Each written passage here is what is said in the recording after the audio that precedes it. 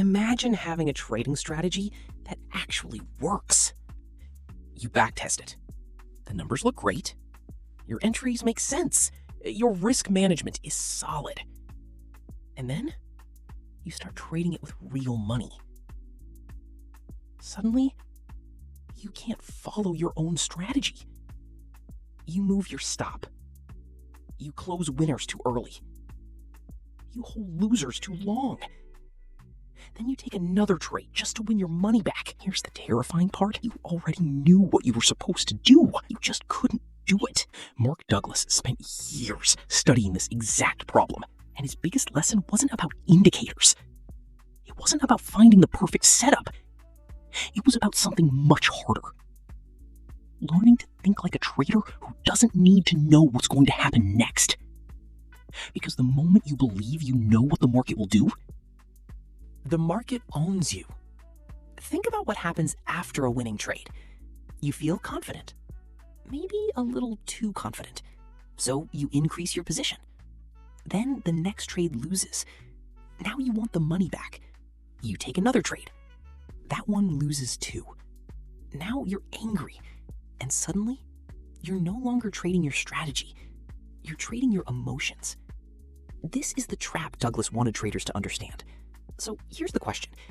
If I told you your next trade had only a 50% chance of winning, would you still take it without changing a single thing? Most traders don't actually fear losing money. They fear being wrong. That's a huge difference. Because when you're trying to be right, every losing trade feels like a personal failure. So you start doing things you promised yourself you wouldn't do. You move your stop, you ignore your rules, you hold on to a losing position. You double down. You tell yourself, it'll come back. And eventually, a small loss becomes a massive one. Douglas's solution was brutally simple. Stop trying to predict the market. Start thinking in probabilities. Imagine flipping a completely fair coin. You flip it once, heads. Again, heads. Again, heads. Again, heads. Now you've seen 4 heads in a row.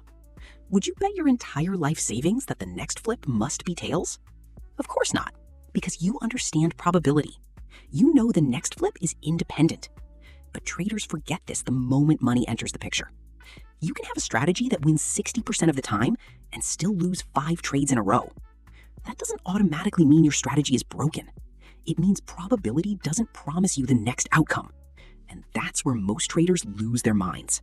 Here's something even more uncomfortable. You can make a terrible trade and make money. And you can make a perfect trade and lose money.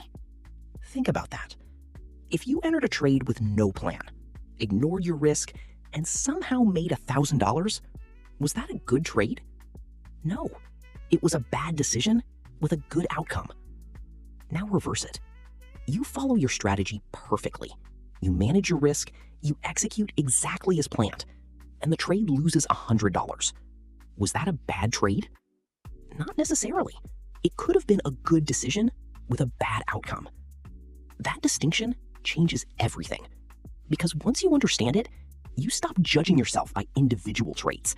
You start judging yourself by execution. And this is where trading psychology gets dangerous. Fear says, don't take the trade, even when your setup is there. Greed says, hold longer, it can go higher, even when your plan says exit. Hope says, just give it a little more time, while the loss gets bigger. And revenge says, I'll make it back on the next trade. That's how one bad trade becomes 5.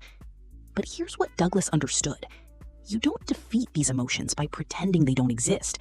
You defeat them by removing their power over your decisions. Before entering a trade, you don't need to know what happens next. You need to know, how much am I willing to lose? What makes this setup valid? What makes it invalid?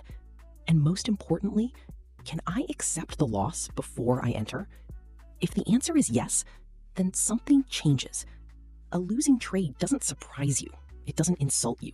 It doesn't make you angry. It's simply one outcome inside a much larger series of trades. That's the mindset shift. The market doesn't owe you a winning trade. It doesn't care about your analysis. It doesn't care how confident you are. And it certainly doesn't care about the money you just lost. You cannot control the market, but you can control your response to it. And that's the real lesson behind Mark Douglas. The best trader isn't the person who knows what happens next.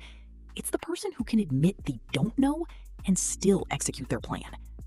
Because the moment you stop needing to be right, you finally become capable of trading. Behind the market, the psychology, money, and hidden systems behind the markets. Control your decisions. Accept the uncertainty. See you in the next one.